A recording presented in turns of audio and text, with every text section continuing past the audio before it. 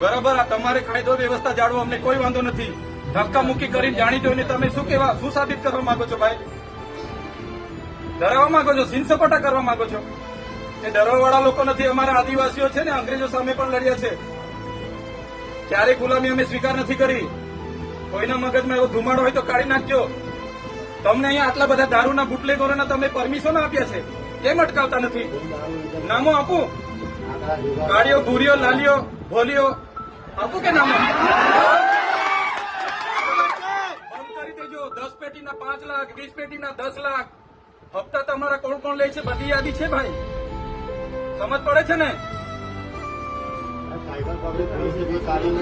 હવે આટલો બધો તમે અહીંયા ગરીબો મજૂરો પરથી દંડ ઉઘરાવો છો વગર જોઈતો. તો આ ખાડા પડ્યા છે એના પર એફઆઈઆર કરો ને.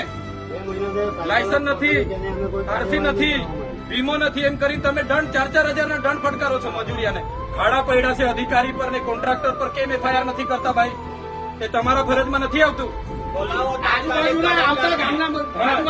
આવતા મજૂરોને ચોકડી પર રોકીને મન ફાવે કલેક્ટરશ્રીને, ડીડીઓશ્રીને અને નિયામક ડીઆરટીને 5 તાલુકાના ટીડીઓને બોલાવો.